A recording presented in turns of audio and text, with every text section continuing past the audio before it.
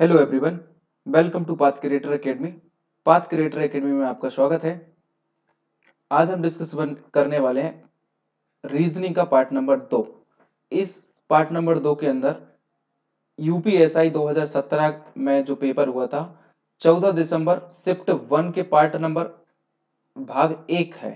देखिए 14 दिसंबर 2017 को शिफ्ट 1 में जो पेपर हुआ था उसके अंदर रीजनिंग के 40 क्वेश्चन थे। तो ये है हमारा 40 का भाग ए, जिसके अंदर हम 20 क्वेश्चन डिस्कस करेंगे। इसके तुरंत बाद आएगा भाग नंबर 2, जिसके अंदर हम बाकी के बचे 20 क्वेश्चन डिस्कस करेंगे। ठीक है, ये पार्ट 2 है। इससे पहले पार्ट 1 ऑलरेडी डिस्कस किया जा चुका है, उसकी लिंक मैंने डिस्क्रिप्शन में दे के रखी है। उसके अंदर पूरा का पूरा बड़ा पार्ट है, 1 घंटे और समथिंग मिनट का वीडियो है। उसके अंदर 40 के 40 क्वेश्चन एक ही वीडियो के अंदर कवर किए गए। लेकिन अब से जो भी पार्ट आएंगे उनके अंदर केवल 20 क्वेश्चन कवर किए जाएंगे, ताकि वीडियो की लेंथ थोड़ी कम हो। ठीक है, और ये रीजनिंग जो है ना एमपीएसआई के जितने स्टूडेंट हैं उनके लिए भी इंपॉर्टेंट है, साथ में एनटीपीसी के जो स्टूडेंट हैं उनके लिए, और एसएससी जीडी के जो स्टूडेंट हैं उनके लिए। ठीक है, और यूपीएसआई के अंदर इसका वेटेज 100 मार्क्स का रहता है। ठीक है, सारे सब्जेक्ट का 100 मार्क्स का रहता है। सारे सब्जेक्ट 40 क्वेश्चन आते हैं और 100 मार्क्स का रहता है। ठीक है, ये जो रिटर्न एग्जाम होता है उसकी स्कीम लिखी हुई है। 3 फेज के अंदर एग्जाम होता है, पहला, दूसरा और तीसरा। जो नए स्टूडेंट जुड़े हैं वो ध्यान से सुने। 3 फेज के अंदर जो एग्जाम होता है, पहला फेज जो रिटर्न एग्जाम रहता है उसकी स्कीम ये देके रखी है। दूसरा फेज जो पहला फेज क्लियर करेंगे वो फिजिकल टेस्ट देंगे, फिजिकल टेस्ट होता है। जो फिजिकल टेस्ट क्लियर करेंगे वो डॉक्यूमेंट वेरिफिकेशन में जाएंगे। जो डॉक्यूमेंट वेरिफिकेशन मतलब पूरी तरीके से क्लियर हो जाएगा उनका, तो फिर वो फाइनल ज्वाइन करेंगे। ठीक है, तो अभी पहले फेज के बारे में बातचीत चल रही है। पहला फेज का एग्जाम होना है। लगभग 14 लाख फॉर्म ऑलरेडी आ चुके हैं यूपीएसआई के एग्जाम में। ठीक है, और अभी इसकी एग्जाम डेट आई नहीं है, एग्जाम डेट भी बहुत जल्द आने वाली है। ठीक है, तो 14 लाख फॉर्म है। पिछली बार जब 4 लाख फॉर्म आए 2017 में जो पेपर हुआ था तो 27 शिफ्ट में पेपर हुआ था। अब देखिए लगभग 4 गुना, तो मतलब 30 चौके 12, मतलब 120 शिफ्ट में तो नहीं कह सकते, लेकिन 50 से 60 शिफ्ट के अंदर पेपर होगा। लगभग हम 60 शिफ्ट मान के चल रहे हैं, 60 शिफ्ट के अंदर क्वेश्चन होंगे। ठीक है, तो ये 4 सब्जेक्ट आते हैं रिटर्न एग्जाम में। सामान्य हिंदी आती है, मूल विधि, संविधान और सामान्य ज्ञान आता है, मैथ आता है और रीजनिंग आती है। सामान्य हिंदी की हमने 16 डिटेल एक्सप्लेन के साथ 16 पीवाईक्यू सेशन पर आधारित 16 वीडियो अपलोड किए जा चुके हैं। आप देखिए चैनल में मतलब पाथ क्रिएटर एकेडमी सर्च कीजिए, उसकी प्लेलिस्ट बनी हुई है हिंदी के। उसके अंदर 16 अभी अभी 16 पेपर जो है ना 16 पीवाईक्यू टेस्ट मैंने अपलोड किए हैं। ठीक है, उसके बाद जो है ना जो मूल विधि संविधान है इसके 6 लेक्चर ऑलरेडी अपलोड किए जा चुके हैं पीवाईक्यू के डिटेल एक्सप्लेन के साथ। ठीक है, वो भी आप देखिए। और जो मैथ है उसके भी मैथ के लगभग 3 वीडियो आ चुके हैं। आप देखिए लेटेस्ट 3 वीडियो आए हैं, आप चैनल पर जाकर देखिए, तीनों के तीनों वीडियो आपको मिल जाएंगे प्ले लिस्ट में बने हुए। और ये रीजनिंग का ये दूसरा पार्ट आया है अभी, इसके भी इसके हमको टोटल 54 पार्ट 54 पार्ट डिस्कस करना है, और ये अभी हमारा दूसरा पार्ट है। ठीक है, और इसके भी हमें 54 पार्ट डिस्कस करना है। 27 शिफ्ट में पेपर हुआ था। ठीक है, और हम 54 क्यों बोल रहे हैं, क्योंकि हमें एक शिफ्ट का पेपर हमने 2 टुकड़ों में डिवाइड किया, क्योंकि 40 क्वेश्चन एक वीडियो में कवर नहीं हो रहे थे, तो 20-20 क्वेश्चन के हमने 2 वीडियो बनाए हैं। ठीक है, केवल इन दोनों की बात करें 54, और ये तो हमने जैसे 27 सितंबर में पेपर हुआ था तो इनके 27 ही 27 पार्ट आएंगे। ठीक है, और इसके 54 पार्ट, क्योंकि इनकी लेंथ थोड़ी ज्यादा हो जाती है। केवल और केवल सवाल नहीं समझाया मैंने कोई से भी क्वेश्चन के अंदर, उसके आगे पीछे के कॉन्सेप्ट भी समझाए। यदि आप 40 क्वेश्चन कवर कर रहे हैं तो इट मींस आप मिनिमम 60 क्वेश्चन तो कवर कर ही रहे हैं, मिनिमम 60 क्वेश्चन उस उन 40 क्वेश्चन के अंदर। ठीक है, आप वीडियो को देखिए। जो स्टूडेंट नए हैं वो उनसे रिक्वेस्ट है कि पाथ क्रिएटर एकेडमी को सब्सक्राइब कर लें, चैनल को सर्च कर लें। ठीक है, और सब्सक्राइब करने के साथ बेल को आइकन प्रेस कर लें ताकि उनको रेगुलर अपडेट मिलते रहें। ठीक है ना, क्वेश्चन नंबर फर्स्ट देखते हैं, क्वेश्चन नंबर 81। इस पार्ट के अंदर हम 81 से लेके 100 तक जो कि हमारे 20 क्वेश्चन होंगे वो डिस्कस करने वाले हैं। नेक्स्ट पार्ट इसके बाद तुरंत बाद आएगा, उसके अंदर हम 101 से लेके 120 तक डिस्कस करेंगे। ठीक है ना, क्वेश्चन नंबर पहला देखिए, क्यू आर एस टी विभिन्न लंबाई के 5 व्यक्ति हैं। ठीक है, अलग अलग लंबाई के 5 व्यक्ति हैं। क्यू लंबा है यू से, एस नाटा है आर से। क्यू जो है वो लंबा है यू से, क्यू लंबा कर देते हैं हम यू से। ठीक है, एस नाटा है आर से, एस जो है वो नाटा है आर से, मतलब आर से छोटा है एस, ठीक है। और सबसे नाटा नहीं है, लेकिन सबसे नाटा नहीं है मतलब सबसे एंड में तो नहीं आएगा ये, मतलब इधर से अगर इस तरीके से बनाए, दो तीन, तीसरा इधर आएगा बंदा, चौथा इधर आएगा, पांचवा, मतलब इधर तो नहीं आने वाला एस, ठीक है, इधर या इधर आएगा, ठीक है। ये दो पोजीशन हो गया एस की। और एस नाटा है आर से और सबसे नाटा नहीं है, टी दूसरा सबसे नाटा है, टी दूसरा सबसे नाटा है, तो टी फिक्स हो गई पोजीशन, टी दूसरा नाटा है, ठीक है। और इसके अलावा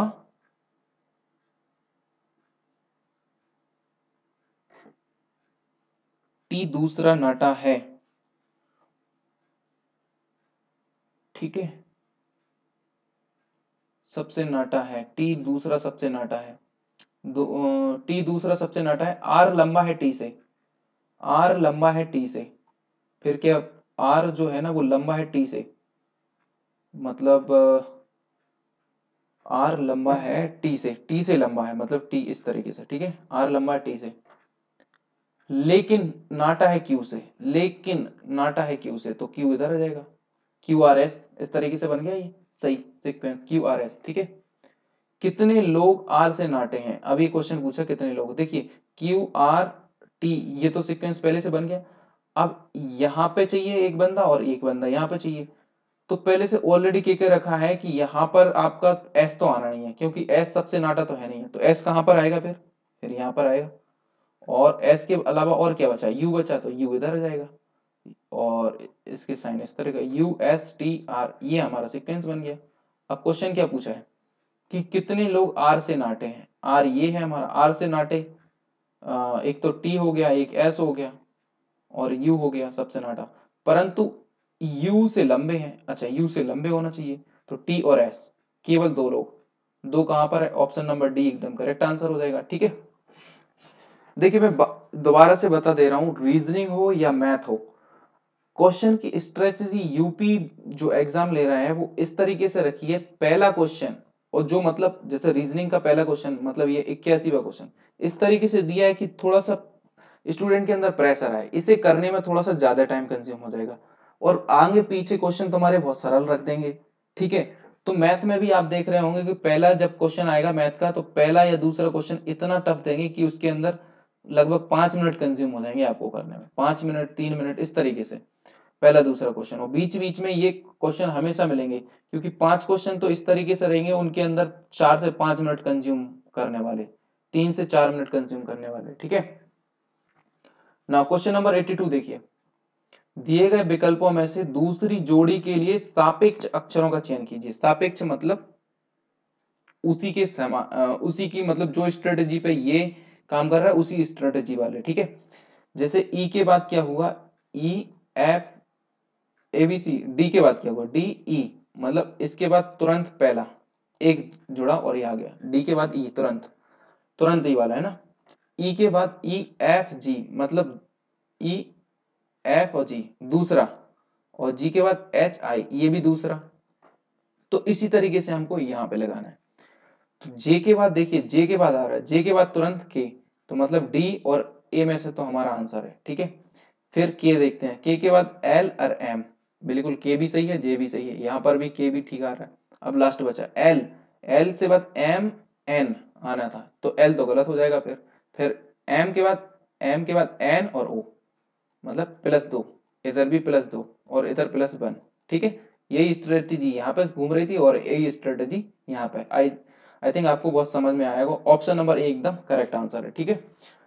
नाउ क्वेश्चन नंबर 83 देखिए, दिए गए विकल्पों में से दूसरी जोड़ी के लिए सापेक्ष अक्षरों का चयन करें जिसे पहली जोड़ी के संबंध का अनुसरण करता है। देखिए पहली जोड़ी क्या कर रही है, सी के बाद एक्स, मतलब ये एक दूसरे के अपोजिट अक्षर हैं, जैसे ए के साथ ए का अपोजिट क्या होता है, ए जेड होता है, बी वाई होता है, सी एक्स होता है, ठीक है, डी का डब्ल्यू होता है, अपोजिट एक दूसरे का अपोजिट, ठीक है, D W, A B C D E, E भी होता है, D E F, E F G H H I J K L M N, M के बाद N, L O, O P Q, R S T U. ठीक है, तो F का opposite U, G का अपोजिट टी, एच का opposite S, I का opposite R, J का अपोजिट क्यू, के का अपोजिट पी, एल का अपोजिट ओ, एम का अपोजिट एन। ठीक है, ये कुछ नहीं, ये होते हैं ए का जेड। तो इसी तरीके से एक्स का अपोजिट सी, भी का अपोजिट ई, और जी का अपोजिट टी, है ना, जी टी। तो आई का अपोजिट क्या हो जाएगा, आई का अपोजिट आर। आर कहाँ पर है, आर के ऑप्शन हमारे पास दो हैं। ठीक है, और दूसरा क्या है, के, तो के का अपोजिट क्या है, पी, तो के का opposite P. Option number D एकदम करेक्ट आंसर हो जाएगा। ठीक है, 83 का ऑप्शन नंबर हो जाएगा D. Now next question, question number 84 देखिए। देखिए 84 में क्या दे के रखा है, निम्नलिखित जानकारी को ध्यान से पढ़ें और दिए गए प्रश्न का उत्तर दें। निम्नलिखित इनपुट और उसके पुनर्विन्यास का एक उदाहरण है। सारी संख्याएं 2 अंकों की हैं, सब संख्याएं 2 अंकों की हैं। तो ये रहता है इनपुट आउटपुट से क्वेश्चन। देखिए इस इनपुट, ये इनपुट दिया मशीन में कोई, तो उसके चरण फर्स्ट, चरण 2, स्टेप 3, स्टेप 4, स्टेप 4 में आपको ये आउटपुट दे रही है वो मशीन। तो मशीन कर क्या रही है एक्चुअली में, देखिए 92 इधर था, तो इनपुट में पहले स्टेप में देखिए 92 वो इधर लेके आ गई, मतलब सबसे बड़ी सम संख्या को उसने इधर रख दिया और सबसे छोटी विषम संख्या को इस पे इस कोने पर रखा। ठीक है, अब दूसरे स्टेप में क्या कर रही है, ये जो 27 थे वो तो इधर आ गए, साथ में इधर 35 जो दूसरी विषम संख्या है और 27 से बड़ी है उसको ले आई, और जो दूसरी सम संख्या है उसको कॉर्नर पर रख दिया। ठीक है, तीसरी बार में क्या किया उसने कि 27 35 के बाद 39 तीसरी विषम संख्या आई, और यहाँ पर तीसरी सम संख्या आई। तो लास्ट में बन क्या गया, 27 35 39 और 87। ये देखो विषम संख्या है इंक्रीजिंग ऑर्डर में, सबसे छोटी फिर बड़ी फिर बड़ी फिर बड़ी, और सम संख्याएं डिक्रीजिंग ऑर्डर में, सबसे बड़ी छोटी सबसे छोटी। इस तरीके से ये मशीन काम कर रही है। अब इसी पैटर्न पे जिस तरीके से ये ऊपर मशीन काम कर रही है, उसी पैटर्न को ध्यान में रखते हुए इस 84वें क्वेश्चन का जवाब देंगे। देखिए इसमें क्या है, ऊपर के चरणों में लागू किए गए नियमों के अनुसार निम्नलिखित में से कौन सा नीचे दिए गए इनपुट के लिए चरण तीसरा होगा। तो तीसरा चरण हम निकाल लेते हैं। यहाँ पर देखिए कैसे इनपुट में क्या देके रखा है, यहाँ पर इनपुट में देख रखा है 39 लिखना पड़ेगी, 39 39 46 39 46 98 इनपुट है ये। ठीक है, 98 58 और 71 और 79 और 42 और 29। ठीक है, ये इस तरीके से लिखा है, ये तो इनपुट है। अब देखिए पहले स्टेप में क्या होगा, पहले स्टेप में जो वहां पे फॉलो किया था वो यहाँ पर सबसे छोटा और विषम नंबर कितना है, 29 है। उससे छोटा है क्या कुछ, ये 71 है और ये 79 है 40, तो 29 से छोटा तो कुछ है नहीं, तो 29 लिखेंगे। ठीक है, 29 और सबसे बड़ा सब नंबर कितना है, 98, तो 98 को हम कॉर्नर पे लिख देंगे। तो 29 के बाद हम 39, जो चीज जैसी लिखी है इसको वैसे ही लिख देंगे और कुछ भी छेड़खानी नहीं करनी। 98 को उधर ले जाएंगे, 58 को रख दिया और 71 और 79 और 42 और यहाँ पे हमने 98 कर देनी है बस। ठीक है, ये पहला स्टेप होगा। दूसरे स्टेप के अंदर हम क्या करेंगे, 29 के बाद अगली जो विषम संख्या है वो लिखेंगे। अगली विषम संख्या कौन सी है, 39, जो कि ऑलरेडी सेट है, तो नहीं बोलना है, सेट है तो नहीं बोलना है, 29 के बाद 39 लिख देना बस, सेट है तो नहीं बोलना है।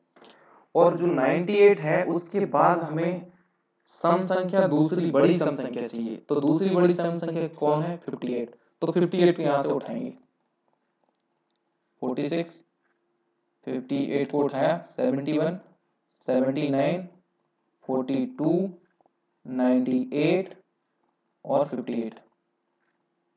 ठीक है, तीसरे स्टेप के अंदर हम क्या करने वाले हैं, जो देखिए तीसरे स्टेप के बाद 29 तो हो गया, 39 हो गया, तीसरी बड़ी विषम संख्या, तीसरी बड़ी विषम संख्या क्या है, 71 है, 79 है, कौन सी है, तो 71 है, तो 71 को ले आते हैं।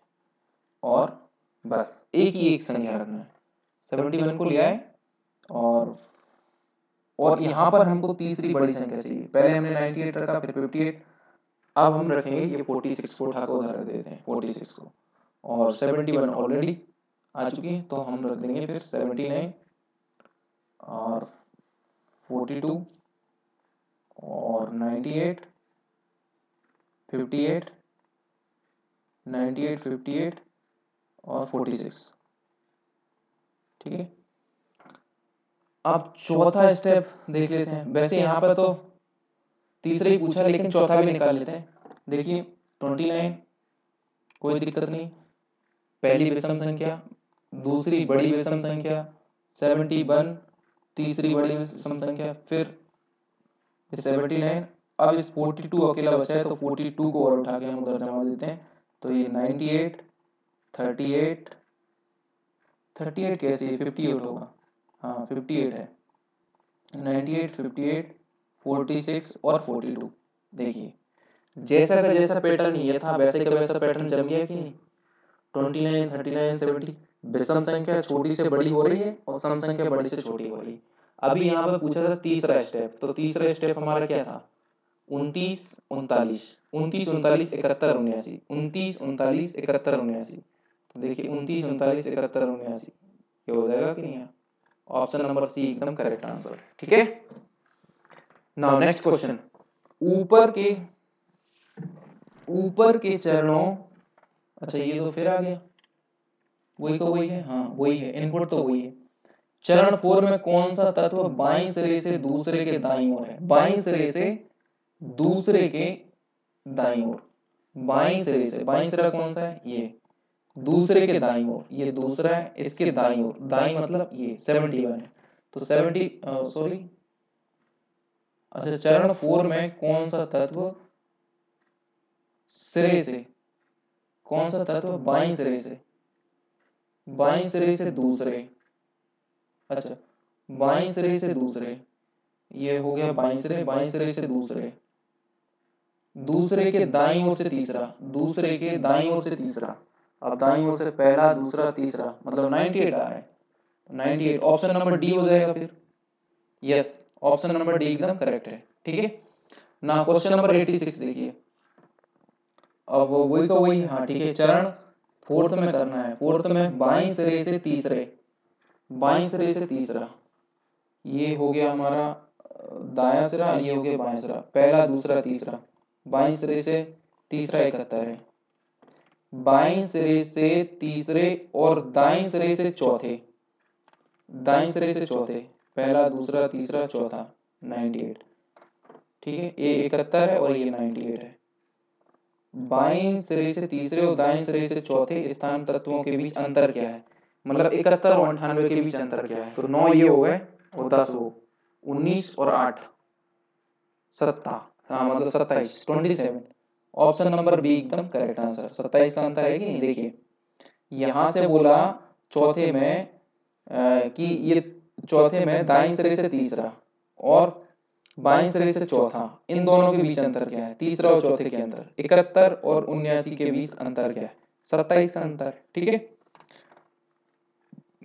नाउ नेक्स्ट क्वेश्चन देखिए, क्वेश्चन नंबर 87 क्या कहता है, नीचे दिए गए प्रश्न में दो कथन 1 और सेकंड शामिल है, तय करें कि क्या कथनों में उपलब्ध कराए गए तत्व प्रश्न का जवाब देने के लिए पर्याप्त हैं। 5 मित्र हैं, सी डी ई एफ और जी एक पंक्ति में बैठे हैं, है ना, पंक्ति की बाईं छोर पर कौन बैठा है ये बताना है। ठीक है, पंक्ति के बाईं छोर पर कौन बैठा है, क्वेश्चन नंबर 87 है। ठीक है, बाईं छोर पर कौन बैठा है ये बताना है। तो देखिए एक व्यक्ति ई और सी के बीच में बैठा है, ई और सी के बीच में एक व्यक्ति बैठा है।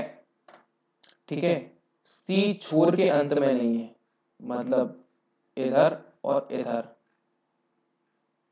ई और सी के बीच में बैठा है, सी इधर और इधर नहीं आएगा, मतलब 3 4 और 5, 1 2 3 4 5 लोग हैं, 3 ये हो गए 4 और 5। ठीक है, सी इधर भी नहीं आएगा और सी इधर भी नहीं आएगा, ठीक है, अंत में नहीं आ रहा, तो सी इधर आया ना, ठीक है, सी छोड़ के अंत में नहीं आएगा। ये तो हो गया पहला स्टेटमेंट, इतना।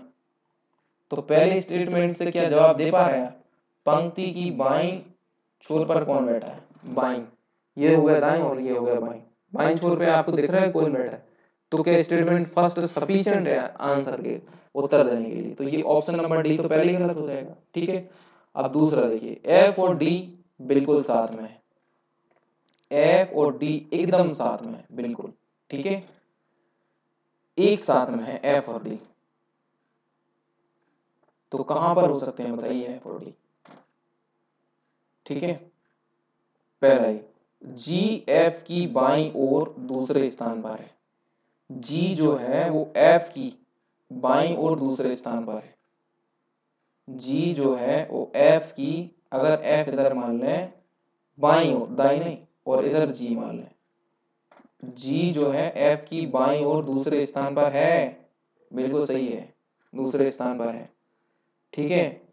और एफ और डी साथ में थे, और एफ ये है और डी इसके साथ में हो जाएगा, ठीक है। तो ये हो गया ई जी सी और एफ डी, हो गया, बन गया पूरा। तो पूछ रहे हैं कि पंक्ति में बाईं छोर पर कौन बैठा है? ये तो दाईं छोर है, तो दाईं छोर पर कौन है? दाईं छोर पर तो डी है, और बाईं छोर पर कौन है? ई, ठीक है। तो कथन दोनों पर्याप्त है ना, दोनों से मिला है, तो मतलब कथन फर्स्ट और सेकंड तथ्य मिलकर प्रश्न देने के लिए पर्याप्त है। तो 87 का क्वेश्चन नंबर, ऑप्शन नंबर पर्याप्त नहीं है इधर, नहीं नहीं, कथन फर्स्ट और सेकंड दोनों के तथ्य मिलकर आंसर देने के लिए पर्याप्त है, ठीक है, option number B correct answer हो जाएगा, ठीक है ना। क्वेश्चन नंबर 88 देखिए, प्रश्न चित्र में दिए गए प्रतिमान में कौन सा विकल्प चित्र अंतर्निहित है? ये जो है ना, ये जो आकृति है वो कौन से इन चारों फिगर में अंतर्निहित है? तो ठीक है, पहले देखिए इस तरीके से जा रहा है, और इस तरीके से, इस तरीके से, इस तरीके से। तो इस तरीके से इतना कहाँ पे दिख रहा है? तो देखिए यहाँ पे तो कहीं है नहीं, यहाँ पे भी कहीं नहीं है, और यहाँ पे भी कहीं नहीं है। लेकिन यहाँ पे देखोगे आप, वैसी की वैसी आकृति जैसी ऊपर दी है, ऐसी ऐसे करके ऐसी, और यहाँ पे इस तरीके से ये बन रही है, और ये पूरी बन रही है, फिर ऐसे करके ऐसे करके ऐसे करके ऐसे दिख रही है। तो ये इसके अंदर अंतर्निहित है, ऑप्शन नंबर बी एकदम करेक्ट आंसर हो जाएगा, ठीक है। और नीचे दिए गए रेखा चित्र में कौन एंड्रॉइड और नौगेट और मार्शमैलो के संबंध को दर्शाता है? तो देखिए एंड्रॉइड की वर्जन है ये नौगेट और मार्शमैलो, तो ठीक है। तो ये जो बी ऑप्शन है इसमें आधा अधूरा दिख रहा है, ये बड़े के अंदर इस तरीके से होगा, इस ये जो बड़ा है वो एंड्रॉइड हो जाएगा, और उसी के अंदर दो नौगेट और मार्शमैलो हो जाएंगे, ठीक है, ऑप्शन नंबर बी एकदम करेक्ट है, ठीक है ना। क्वेश्चन नंबर 90 देखिए, क्या कहता है, एक विशेष कूट भाषा में 6 को क्या बोला जाता है? SIX 6 लिखा है, उसको लिखा है 2, और 9 को लिखा है NINE, 9 को लिखा है उन्होंने 3, 2 3 6, 6 ये 6 और 9, ठीक है। और 18 का पूछ रहे हैं, 9 का डबल 18, मतलब 18 का पूछ रहे हैं, 18 में कितना आएगा? EIGHT ठीक है, इसमें कितना आएगा? तो देखिए अगर 2 से कट करें, 2 3 6, मतलब 2 3 6, एक रेशियो बराबर 3 आ रहा है, और ये 18 का पूछ रहा है, 3 में कितने का गुणा करेंगे 18 हो जाए? 6 का गुणा कर दो, 3 6 का 18, तो 18 हो जाएगा, और इधर भी 6 का करना पड़ेगी, गुणित 6 कर दो, तो ये हो जाएगा 6, तो 18 मीन्स बराबर हो जाएगा 6।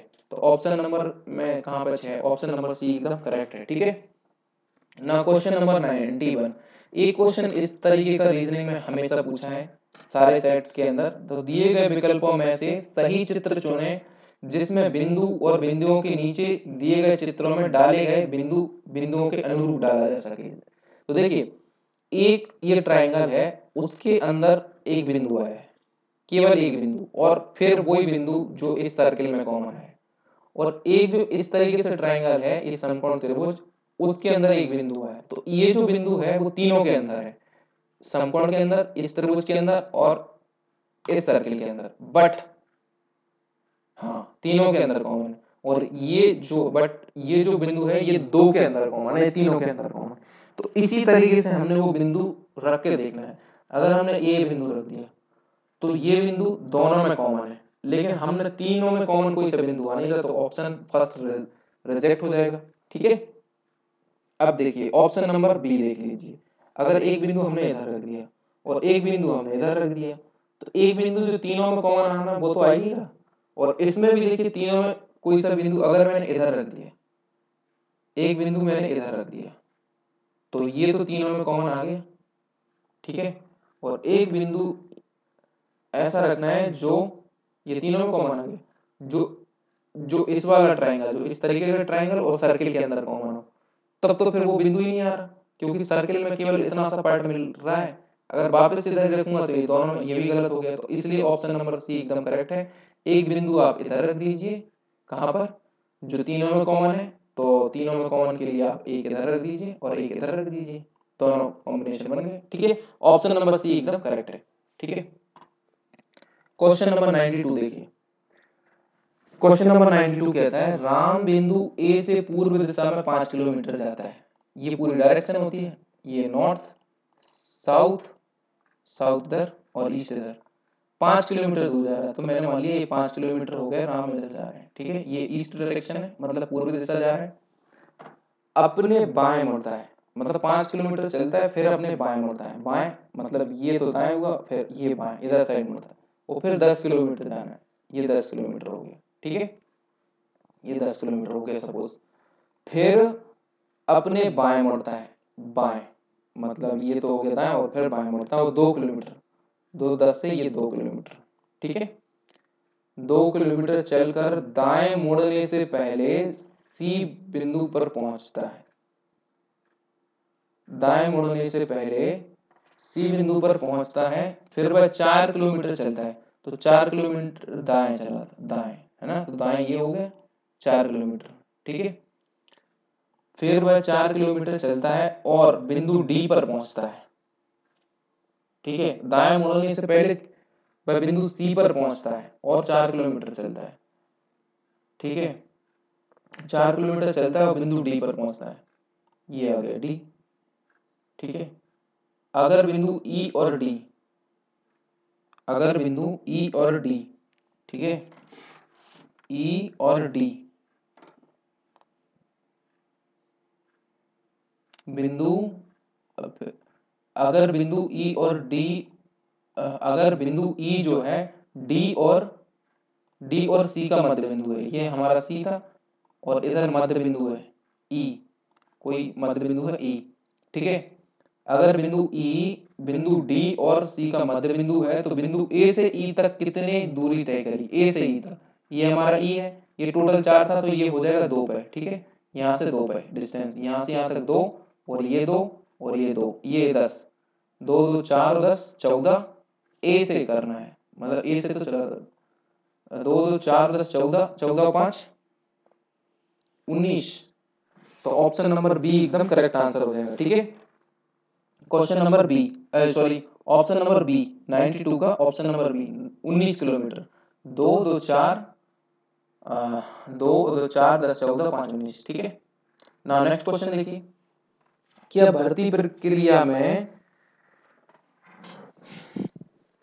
क्या भर्ती क्या क्या कथन क्या कह रहा है, देखिए कथन, क्या भर्ती प्रक्रिया में मनोनीत परीक्षण करना अनिवार्य है। ठीक है, और तर्क क्या दे, तर्क 2 तर्क दे करके, हाँ हमें इस काम के लिए ऐसे उम्मीदवारों का चयन करना है जो दबाव की स्थिति में स्पष्ट निर्णय ले सकें। लेकिन तर्क दूसरा कहता है नहीं, यह अधिकतर उम्मीदवारों को अलग कर देगा, अतः बेरोजगारी बनी रहेगी। बेरोजगार बनी रहेगी कि नहीं बनी रहेगी, कोई बात करिए कथन में, तो फिर ये दूसरा क्यों आ रहा है, ये दूसरा तो एकदम गलत ही होगा। तो केवल तर्क बन मजबूत है, और तर्क बन और दोनों में से कोई मजबूत नहीं, तर्क बन और दोनों मजबूत है ये तो हो ही नहीं सकता, दूसरा तो मजबूत है ही नहीं है, और दोनों मजबूत है नहीं, दोनों कहाँ से, दोनों मजबूत नहीं है। हाँ, हमें इस तरीके से उम्मीदवारों का चयन करना चाहिए। देखिए एक सलाह दी जा रही है, मनोनीत परीक्षण करना अनिवार्य है, क्या अनिवार्य है, यस।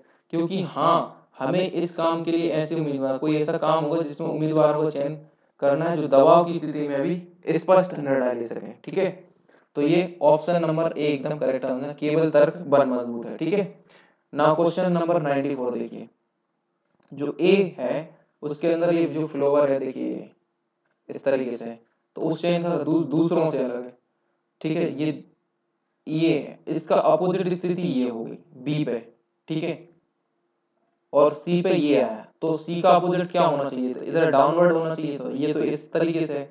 तो ऑप्शन नंबर डी एकदम करेक्ट आंसर होगा कि 94 का एकदम डी करेक्ट आंसर है। ठीक है, नाउ क्वेश्चन नंबर 95 देखिए, एक लड़के की ओर इशारा करते हुए, एक बॉयज है उसकी ओर इशारा करते हुए शीला, शीला ये है, शीला जी, शीला ने कहा। ठीक है, शीला ने क्या कहा, वह मेरे पिता के बेटे, शीला ने कहा वह मेरे पिता, ये हो गए फादर, शीला के पिता के बेटे, पिता के बेटे मतलब, पिता के बेटे मतलब शीला का तो भाई हो गया, पिता के बेटे, पिता के बेटे के भाई का भाई, पिता ब्रदर हो जाएगा, फिर उसी का फिर ब्रदर है ना, ब्रदर के ब्रदर भाई है, भाई का भाई है, मतलब भाई ये सब भाई भाई हैं। तो उस लड़के का शीला, शीला से इन सारे लड़कों का संबंध जो है ना भाई का ही रहेगा, चाहे शीला भी भाई नहीं हुआ, क्यों, क्योंकि एक ही पिता के ना। तो ऑप्शन नंबर डी एकदम करेक्ट आंसर हो जाएगा। ठीक है, नाउ क्वेश्चन नंबर 96, एक लड़की की ओर इशारा करते हुए एक पुरुष ने कहा, एक लड़की की ओर, तो ये हो गई गर्ल, एक पुरुष से दरवाजा देते हैं, पुरुष ने क्या कहा, पुरुष क्या कह रहा है देखिए, पुरुष ने कहा वह मेरे बेटे के भाई, वह मेरे बेटे, ये इसका बेटा नीचे की तरफ बेटा हो गया, बेटे का भाई, बेटे का भाई, भाई की माँ, भाई की माँ मतलब इसी की पत्नी हो जाएगी, भाई की माँ के बेटे, माँ के बेटे की बेटी, माँ के बेटे तो यही हो गए, माँ के बेटे की बेटी इधर हो जाएगी बेटी, बेटी है। तो उस लड़की का उस व्यक्ति से क्या है, संबंध है इस लड़की का। तो देखिए ये तो इनके बेटे हो गए और बेटे की भी बेटी है। ठीक है, तो वो भांजी होगी, बहू होगी, पोती होगी और पोता नाती होगी, पोता नाती होगी। सबसे पहली बात तो पोती होगी क्योंकि वो बेटी है, तो पोती ही हो जाएगी क्योंकि बेटे की बेटी है ना, तो इसलिए पोती हुई ना। तो ऑप्शन नंबर डी एकदम करेक्ट आंसर है। ठीक है, नाउ नेक्स्ट क्वेश्चन देखिए, क्वेश्चन नंबर 97 से 99 तक है। देखिए क्या है, दिए गए प्रश्न का जवाब देने के लिए निम्नलिखित जानकारी ध्यान से पढ़ें, पढ़िए ध्यान से। एबीसी इंजीनियरिंग कॉलेज में सहायक प्रोफेसर के पद के उम्मीदवारों की योग्यता के लिए मापदंड निम्नलिखित हैं। क्या मापदंड है, एक कॉलेज है उसमें क्या करना है, सहायक प्रोफेसर के पद पर उम्मीदवार का चयन करना है। ठीक है, तो योग्यता के मापदंड ये है, नीचे दिए गए। क्या दिए गए हैं, पहला मापदंड क्या है, ने कम से कम 75% अंक के साथ 12वीं पास की हो, 12वीं परीक्षा जो है ना वो 75% अंक के साथ हो। दूसरा क्या है, ने कम से कम 80% अंकों के साथ बीए या बीटेक किया हो। ठीक है, और तीसरा क्या है, कम से कम 70% अंकों के साथ इंजीनियरिंग में स्नातकोत्तर मतलब पोस्ट ग्रेजुएट किया हो। और एक और मापदंड है इधर चौथा, को एक प्रतिष्ठित इंजीनियरिंग कॉलेज में कम से कम 5 साल का कार्य अनुभव हो। ठीक है, ये 4 कंडीशन होंगी तब जाके वो उसका सिलेक्शन होगा। लेकिन कुछ कंडीशन और देख रखी है, तथापि एक उम्मीदवार सारे मापदंड को पूरा करता है, चारों के चारों को पूरा करता है सिवाय एक के, मतलब ये जो पहले वाले की, मतलब ये 3 को तो पूरा कर रहा है लेकिन एक में कुछ छूट दे रखी है। क्या दे रखी, सिवाय एक के, तो मामला कॉलेज के प्राचार्य के पास भेजा जाएगा। अगर ये कभी 75% ना लिया है, 70 या 65% भी ला देता है, तो उसके मामले को जो सिलेक्शन मतलब तो मामले को कॉलेज के प्राचार्य के पास भेज दिया जाएगा। प्राचार्य जो है कॉलेज के उनके पास, मतलब जो हेड है कॉलेज के उनके पास भेज दिया जाएगा। नीचे दिए गए प्रश्न में एक उम्मीदवार के बारे में विस्तृत जानकारी दी गई है, इस मामले में दी गई जानकारी ध्यान से पढ़ें और ऊपर दी गई जानकारी और शर्तों के आधार पर बताई गई कार्रवाई में से एक कार्रवाई करें। आपको प्रश्न में उपलब्ध कराई गई जानकारी के अलावा कोई और धारणा नहीं बनाना है। मामला 1/11/2016 की स्थिति के आधारित है। ठीक है, देखिए 97 में क्या देख रखा है, उनके मामले में यह निर्णय लिया जाएगा, शक्ति बल का जन्म 2 मार्च 1989। देखिए जन्म के बारे में कोई बात ही नहीं की, ना हमको जन्म देखना है। उसे 12वीं में 80% अंक मिले, चाहिए कितने थे 75, बिल्कुल पहली कंडीशन फुलफिल है। उसे स्नातक और स्नातकोत्तर में 85% अंक मिले। देखिए स्नातक में चाहिए थे 80 और इधर चाहिए थे 75, वो उसके तो 85 हैं, तो दोनों में पास है। उसने इंजीनियरिंग में स्नातक और स्नातकोत्तर डिग्रियां हासिल की हैं, तो उम्मीदवार का चयन होगा। एक्सपीरियंस के बारे में तो कहाँ बताया है, नहीं चयन तो बिल्कुल नहीं होगा भाई। मामले को नहीं प्राचार्य के पास भी नहीं भेजेंगे। दिए गए तथ्य निर्णय, बिल्कुल तथ्य जो है ना वो जानकारी अपर्याप्त है, क्योंकि एक्सपीरियंस के बारे में कुछ बताया ही नहीं, तो अपर्याप्त हुआ ना डाटा। ठीक है ना। क्वेश्चन नंबर 98 देखिए, रघु का जन्म से कुछ नहीं, मतलब डेट का ईयर का बोले नहीं, उसे 12वीं में 80% अंक हासिल हुए, चाहिए कितने थे 75, तो बिल्कुल पहली कंडीशन अभी क्लियर है रघु की। स्नातक और स्नातकोत्तर में 85%, जो कि चाहिए थे कितने 80, इनके 85% है, बिल्कुल दूसरी भी क्लियर है। उसे XYZ इंजीनियरिंग में 5 वर्षों का अनुभव है, और अनुभव भी है, स्नातक स्नातक और अनुभव भी है, तो क्या निर्णय लिया जाना चाहिए रघु के मामले में। रघु का तो बिल्कुल चयन हो जाना चाहिए, उम्मीदवार का चयन होगा। 98 का एकदम सी आंसर हो जाएगा। ठीक है, क्योंकि सारी कंडीशन इन्होंने फुलफिल की है। ठीक है, क्वेश्चन नंबर 99 देखिए, उनके मामले में क्या निर्णय लिया जाएगा। राजेश का जन्म जो है ना 22 जनवरी 1998 को, बिल्कुल ये डेट को तो लेना नहीं है, क्योंकि इसका एज के क्राइटेरिया के बारे में कुछ बताया ही नहीं है ना। 12वीं में परीक्षा में 70% अंक मिले हैं, 70%, और पूछा कितना था 75%, तो पहली कंडीशन में तो फेल है ये। और आगे देखते हैं, उसे इंजीनियरिंग में स्नातक और स्नातकोत्तर में 85%, तो चाहिए कितने थे 85%, तो हाँ ये तो फुलफिल कर रहे हैं, मतलब दूसरी और तीसरी कंडीशन तो फुलफिल कर रहे हैं, पहली पे अभी फेल है। ठीक है, अंक हुए। उसे ABC इंजीनियरिंग कॉलेज में 2 वर्ष का अनुभव, ये फिर चौथी कंडीशन में फेल हो गए। ठीक है, तो मामले का उम्मीदवार का चयन नहीं होगा, यस बिल्कुल चयन नहीं होगा। क्यों, क्योंकि जो इन्हें अनुभव का क्राइटेरिया 5 वर्षों का था, वो तो ये 2 ही वर्ष तक का पूरा किया, उम्मीदवार का चयन होगा, बिल्कुल नहीं होगा। मामले को प्राचार्य के पास तब भेजते जब इनके 5 वर्ष का अनुभव होता ना, तब भेज देते, क्योंकि इनके 70% 12वीं में आए ना, तो वो फिर डिसाइड करते हैं लेना कि नहीं लेना। लेकिन ये 5 वर्ष का अनुभव भी तो होना चाहिए था, तो पहले अनिवार्य जो कंडीशन है ना वो इनने कंप्लीट नहीं किए। दिए गए तथ्य निर्माण के लिए अपर्याप्त नहीं है, पर्याप्त है, सब कुछ उन्होंने दिया है, बट ये तीसरी कंडीशन फुलफिल नहीं कर रहा है, इसलिए उम्मीदवार का चयन नहीं होगा। ऑप्शन नंबर ए एकदम करेक्ट आंसर हो जाएगा। ठीक है ना। क्वेश्चन नंबर 100 देखिए, ये हमारी वीडियो का लास्ट क्वेश्चन होगा आई थिंक। ए बी की भांजी है, ए जो है ना वो बी की भांजी है, बी की भांजी, ए जो है बी की जो है भांजी, ये हो गई भांजी। तो बी का जो बी है उसकी कोई सिस्टर होगी, है ना, और सिस्टर की लड़की होगी ये ए, तभी तो बी की भांजी हुई। ठीक है, जो सी का भाई है, शी का भाई है, अच्छा सी, तो सी ये गर्ल्स हो गई, उसका भाई हो गया बी, और उसी सी की एक लड़की हो गई ए, जो बी की भांजी हो जाएगी। एन डी का दामाद है, एन जो है वो डी का दामाद है, एन जो है वो डी का दामाद है, डी का दामाद। दामाद कब हुआ, मतलब जो डी है उसकी जो बेटी है, बेटी उससे इसने शादी को होगी होगा एन से, तभी तो ये डी का दामाद बना। एन डी का दामाद है, जो सी का पिता है, जो सी का पिता है, सी का पिता है, हाँ सी का पिता है, मतलब बेटी, तो बेटी ये जो सी थी ना इसके पिता हो जाएंगे ये, मतलब इसकी और इसकी शादी हुई है। ठीक है, इधर मत बनाओ, बेटी इधर आ गई अब।